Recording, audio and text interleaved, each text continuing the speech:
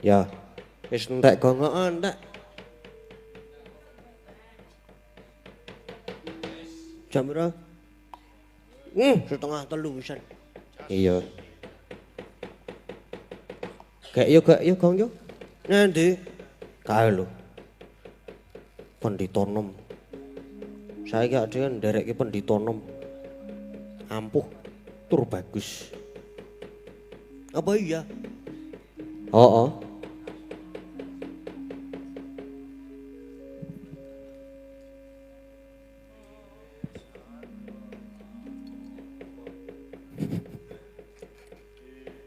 Arep nganggo apa? Manut.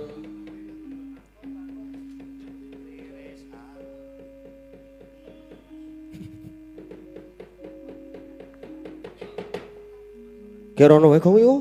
Ya yo kok ngenteni kowe kuwi kok. Kowe arep nganggo apa rono? Ayo manut, bis yo kena, bis matamu. Gau sing tau. Lho, tudengku petil lho. Tugel. Sok diganti. Nggo tralis. Heeh. Karwane ora tugel to. Ha iya.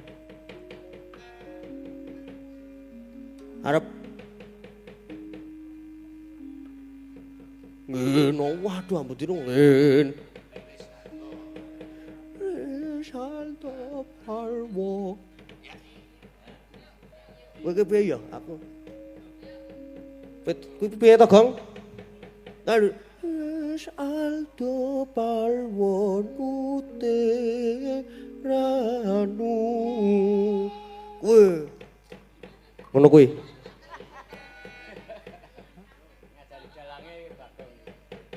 Yo, sepira mau? Alto parwo nute ranu.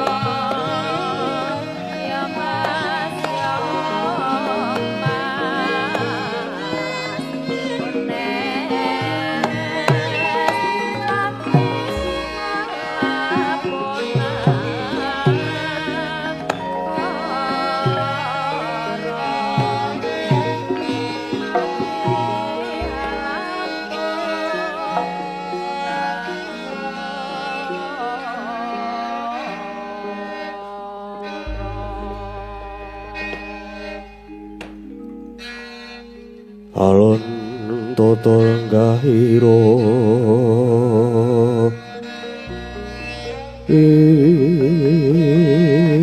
isang warta tameng tasih wisuda andana raras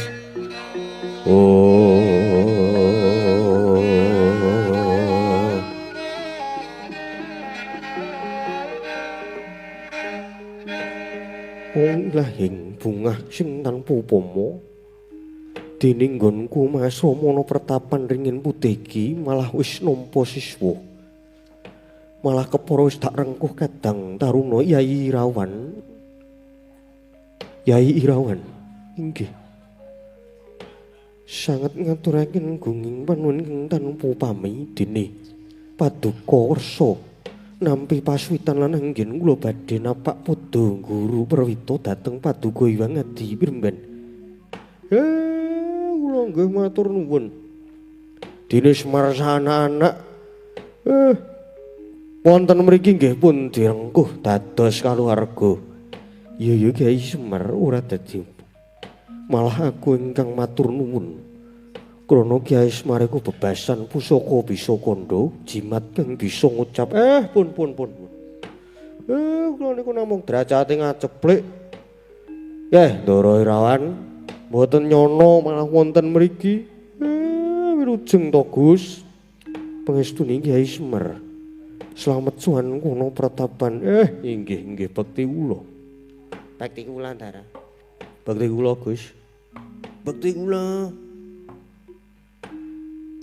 Yai Irawan sumengko pengawak Bajra Bayana wigati apa dene kraya-raya prapta ing pertapan ngringin putih bebasan teken janggut suku Jaja sira lakoni minilar kesatrian mung marani wana pringgo kang caket ing bebaya Yai Irawan Dusang Adi Piremban kekilapan menapa dhateng greget osing manah kula Sediane manah kula sepisan badhe nglebur napak padha Sang Maha Wiku.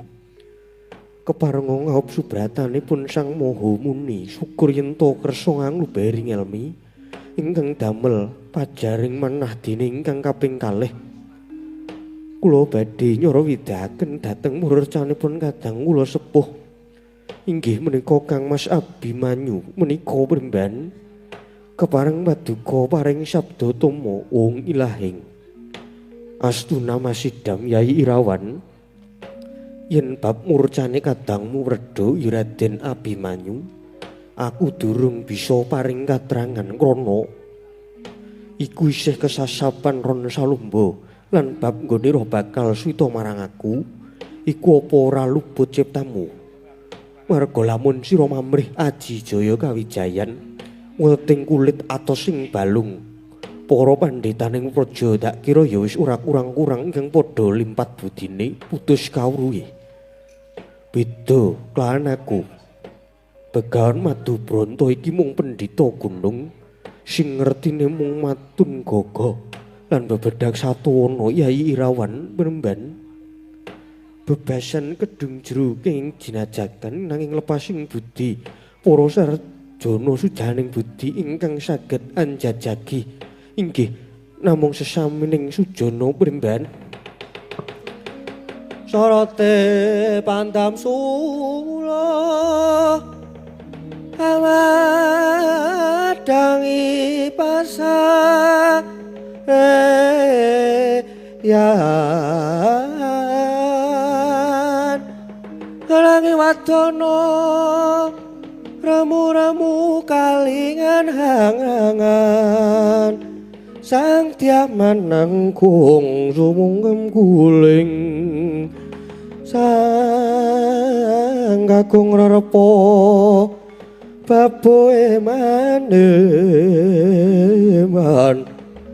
peratentik pranto kulop dada ronte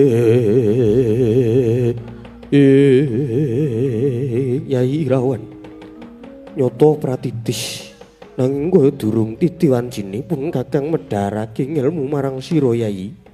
Prayogane Yai Irawan saiki sawetara. Mapana dhisik ana pungkuran. Kyai Semar lan anak-anak muga mangkono sawetara padha mapana ing pungkuran merga iki sajake bakal ana lelakon ingkang wigati. Nggih matur sembah nuwun Premban. Lan sendika ngestakaken dawuh Premban. Nggih. Ngestakaken dawuh Premban. Ayo tole. Iki Premban Begawan Madu Bronto. Bakal ana wigati. Ayo sawetara awake dhewe padha mapan ana mburi dhisik.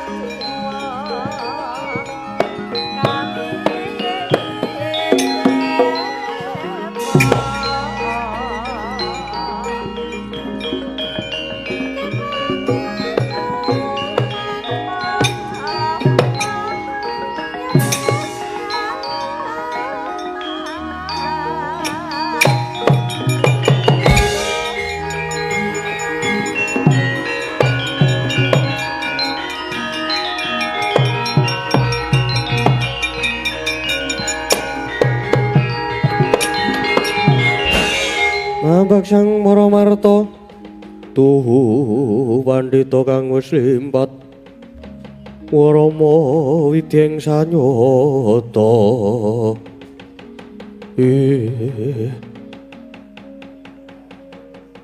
lagi bae aku nedya manjing sanggar palanggatan pertapanku kok kerawan wujuding cahya biru moyo-moyo sumunarmu Prabowo panjenengan menika sinten? Aja sira tambuh marang ulun.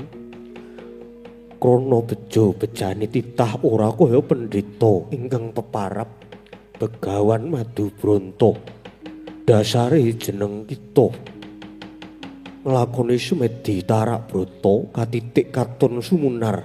Dijamu nyodolan nang sumeblak jagatmu.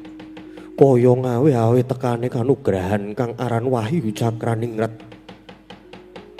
Kepengin manukmu ana jagatmu lan kepengin sasana ing singasanadi jiwa ragamu Kak Sang Resi. Wengakno wiwara tamamu. Ulun bakal sajiwa ngomong marang kita lan ragane Pandhita Ringin Putih ya Begawan Madu Bronto.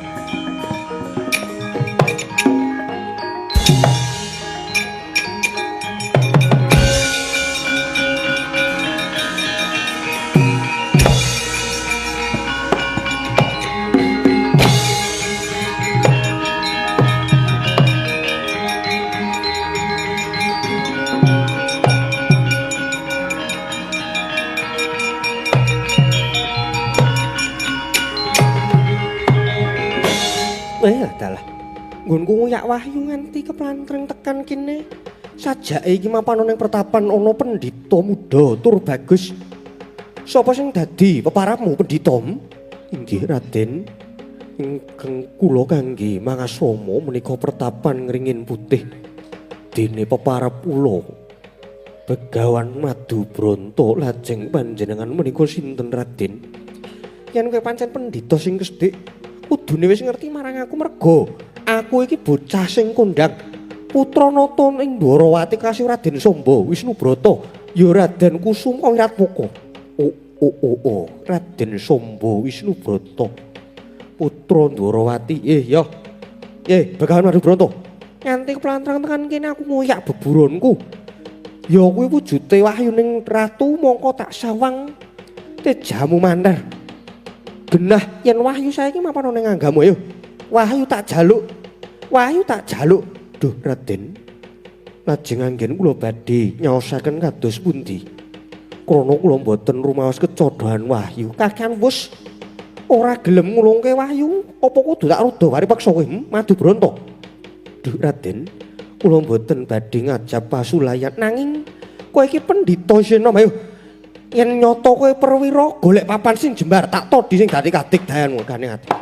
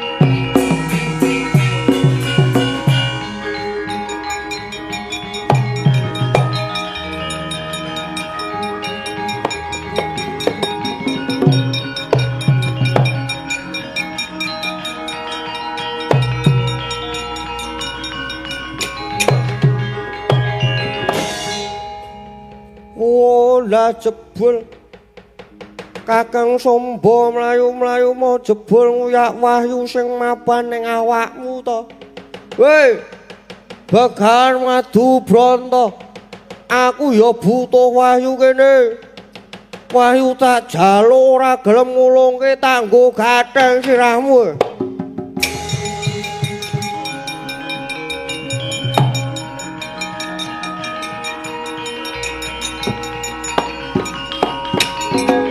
Waduh.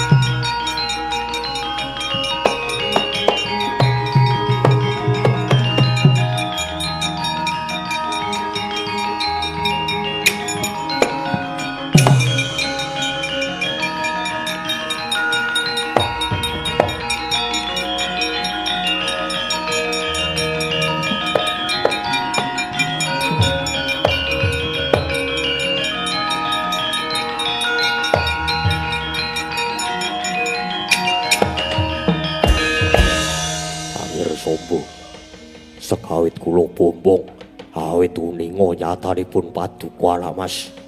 Kisah menika jebul tapa kaya wahyu. Syukur yer. Lajeng pikantuk wahyu. Ger kados pundi anggenipun mangun tapa nggih. Paman Setyaki saha Syadawa. Kula sampun mangun tapa estunipun sampun kecodaan wahyu. Inggih menika wahyuning ratu. Nanging wahyu oncat lajeng mapan wonten ing angganipun pendhita muda nami Begawan Madubronto. Nanging jebul pendhita menika sekti sanget. Kula mboten saged ngrebat wahyu Paman Setyaki. Kula nyuwun pangayoman Paman Setyaki. Aduh nggih. Prayogi monggo kondur kemawon. Lampar menika dipun aturke wonten ngersanipun ingkang Rama inggih Koko Prabu Kresna.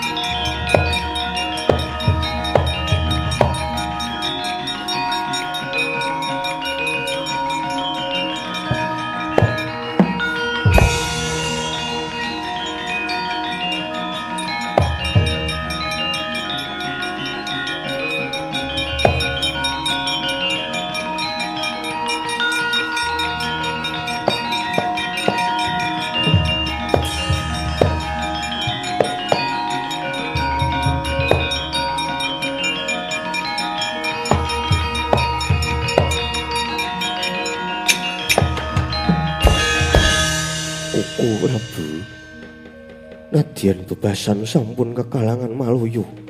Jajah desa Milangkori njalak maninggal. Parandene dereng saged kepanggih yuga kula pun Abimanyu. Arjuna. Sak dalan-dalan kowe nangis nganti kaya nangis dadal. Tetesing luhmu. Mongko saektine Dimas Arjuna uga luput. Lepat kula. Lah iya to. Abimanyu nalika semono mbok dukani senadyan nalika iku nggonmu dukani mung kanggo sarana mencut rasane Abimanyu supaya gumregah. Neng rembugmu sugal to ya ora? Wah, jlamprong. Nyeneni anak nyangani bocah kuwi kena. Nanging aja nganti kesenggol rasane. Kaya Abimanyu mbok menawa mutung. Wah, mergo lemu ngandani karo nyengeni. Bareng lunga getun. Inggih. Rumaos getun Koko Prabu. Mbok inggih kagunganipun kaca paesan menika dipun prisani. Wonten pundi denungipun anak kula Ngkowijaya? Aku ya wis nguwak kaca paesan Janaka. Nanging sing ana mung peteng. Ya iki jenenge kaca pangilon iki ya terkadang ki sok bruwet. Mergo iki ya wis suwe ora tak lap. Mbok ampun gegojegan Koko Prabu. Wong kula niku nembe susah saestu we. Lho tegese iki kaca paesanku ya sok kemendungan. Karone yen kaca paesan bisa nuduhake mengko ndak ora padha mbudidaya nanging Nyai. Percaya wae Abimanyu kae bocah sing kulino prihatin. Dadi umpama lunga mestine lungane Abimanyu ngudi ngelmu lan gayuh kanugrahan. Wis to, titerono wae.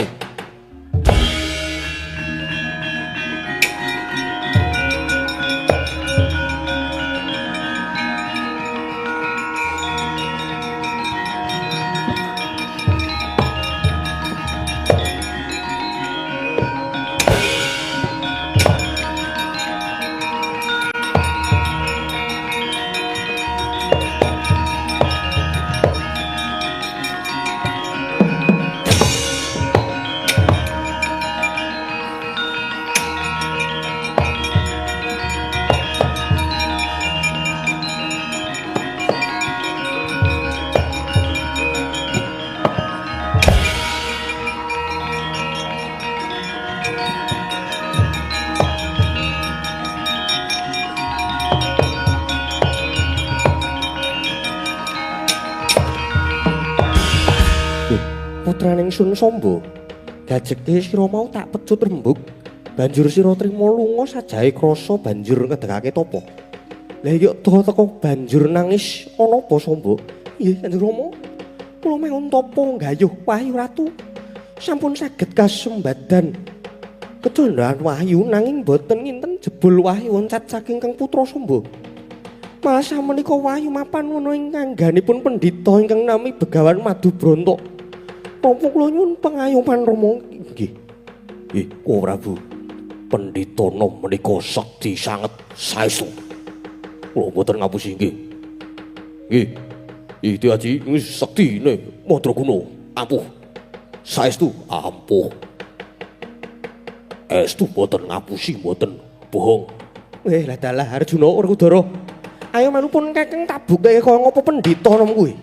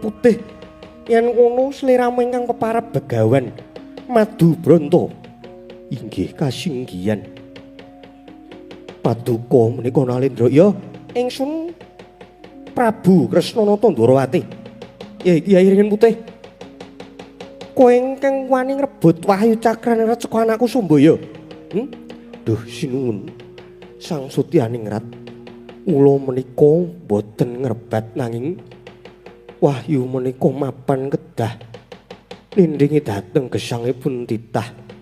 Mbok menawi Wahyu kula wau sampun saged nyumurupi dhateng gesang kula ingkang tansah kula udhahaken dhateng margining kautaman. Pramila nyuwun sewu. Kula mboten niat nyikara dhateng ingkang putra Raden Samba. Nanging upami paduka ingkang pinangka sudarmanipun Raden Samba mulai rumaos kuciwa penggalipun saestu kula nyuwun pangapunten. Lan upami paduka badhe duka badhe paring pidana. Kula wontenipun inggih namung pasrah sumaradhateng paduka. Begawan Madubronto. Rumangsamu mbok anggap enteng ya. Kowe ngerti to ingsun Rawana papanmu ini nganti mantasaning para satriya ya kuwi Yai Sena lan Nyai Arjuna. Mengko yen nganti adikku Werkudara nesu yen mung bakal ngrusak pertapanmu iki ora nganggo suwe nanging sumurupa apa dikira Kresna bakal mentala karo kowe apa dikira aku bakal tega mateni karo kowe Ringin Putih merga yen nganti aku tegel marang kowe bakal sinuraing jagat ing atas nata Ndrawati iki jejering wong tuwa kok bakal mentala marang jejering anak lanang. Mongko kowe kuwi jane didama-dama. Kowe iki dikekudang dening para pepunden. Digadang-gadang dening para kawula supaya bisa dadi satriya weteng ing jagat. Nanging kowe lunga wae kok dadak amping-amping, etok-etok madeg dadi pendhita Ringin Putih. Ayo. Gage coba wangsulana. Kowe kok lunga wae dadak nganggo jeneng Begawan Madubronto. Ayo. Wangsulana, anakku Abimanyu.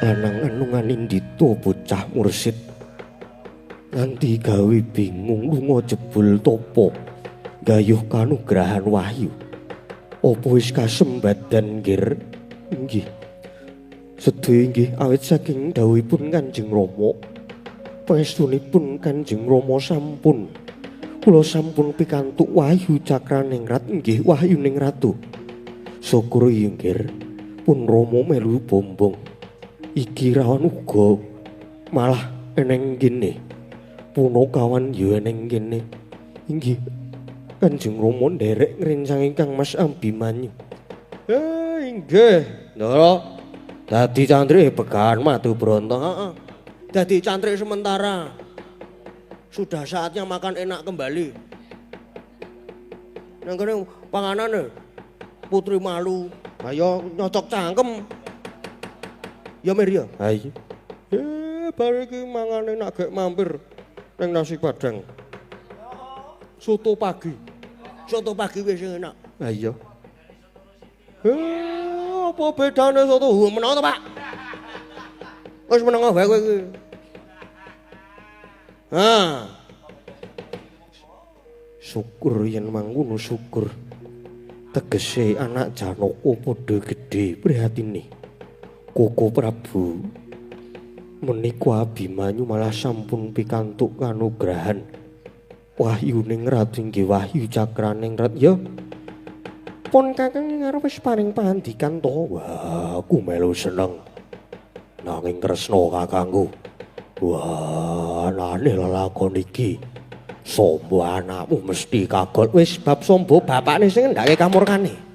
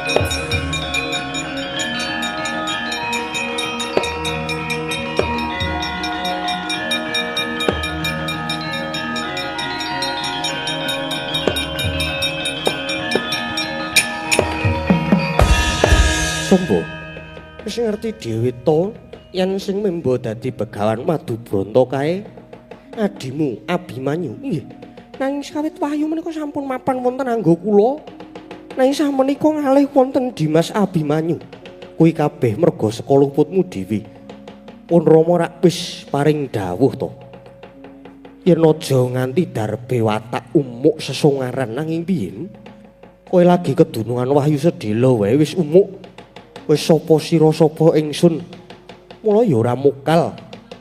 Wahyu banjur oncat banjur mapan ana Abimanyu mergo kae bocah gedhe prihatine. Gedhe tapa bratane.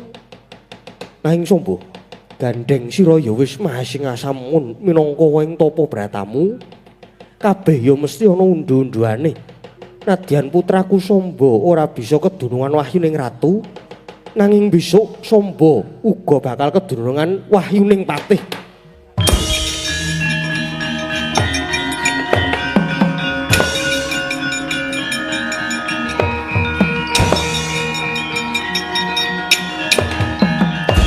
Raden Samba rumaos merang penggalihe, kodheng sutane galih kagol kagelan. Kapilar risah malih benjang timbul menawi wonten lampahan Samba Ratu.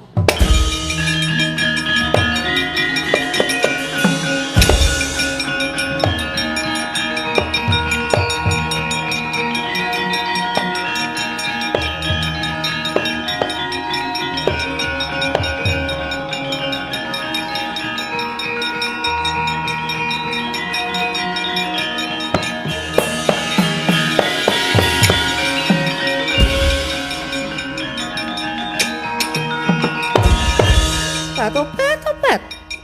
Jaluk Wahyu cakrane rat. Baliya. Kowe iki baliya. Wegah aku. Wahyu cakrane rat wis dipek. Karo Ndara Abimanyu kowe ora iso ngopo-ngopo. Topet. Bali. Ayo pulang, marilah pulang bersama-sama. Tetep tak jaluk Wahyu cakrane ngayal jalungan ngemblek. Marep kowe kiraimu medeni mengko ditutupi kresek lah ya. Bares anggere ana kresek apa bagor kena dienggo nutupi kowe. Ayo nganggo batale yo kena. Ayo mulih ora? Ora gelem mulih tak batu-batu yo tak mulih.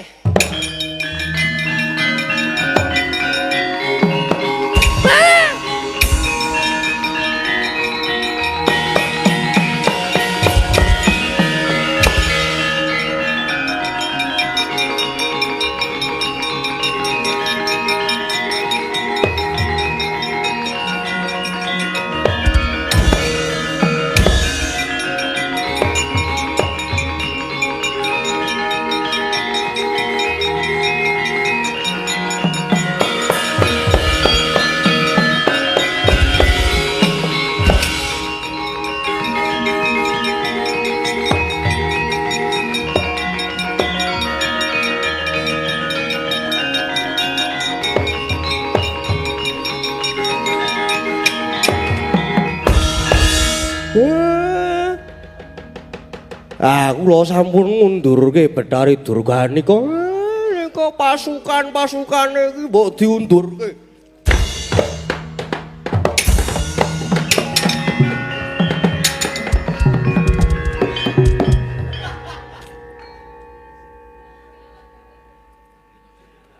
Wis. Lah kok men kaya ngono. Rasa kesuwen. Ya nek ngantem ki mat-mat, Mas. Ora duwe nek peteng terus bras-bras. Indomie ku tumplek piye? Ngijole ora? Hah?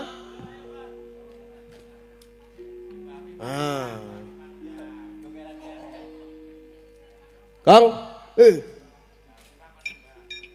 Mbak Afifah kon nembang gong. Wah lah. Lah iki ya apa ya wisan kene iki? Kok goblok banget to Tru iki Tru masak Tru. Ora apa-apa. Iki aku bar disangone karo Ndara Werkudara. Kono dinggo cawer lagu. Lagu apa? Lagu Birunya Cinta apa? birunya cinta. Kuwi lagu apa ta kuwi, Truk? Aku yo bingung. Sangone pira? Iki? Oh, pelit tok kae kok. Nyangone 2.500. Iya bener entuk Indomie tok bener. Wah, wis rampung. Wadya balane. Dari durga wis tau turu kabeh. Ngomong. Nggih pun nek pun. Niki nggih pun, Den. Lampahan. Wahyu Cakraning Rat pun purna gadining pananggilan. Sang Nata Arsa kundur kedaton. Iki ora senengane kok. Wis nang kono dikamplengi kae, nang kene dikamplengi iki. Ra berkah, negatif, Don. Wis ra kepenak suasanane ning kono, Gong. Nah iya. Wis do kemresek. Heeh. Nang kene wae wis lah. Gek salin. Iya. Lampahan Wahyu Cakraning Rat sampun purna. Ingkang disuwun saged ambabar kanugrahan agung utaminipun dhateng warga masyarakat ing Kalurahan Paduk mriki. Mugi tansah jinangkung binerkan Gusti. Sedaya warga tansah pinaringan kabagas warasan. Rezekinipun ayem tata titi tentrem. Rahayu, rahayu, rahayu Dara.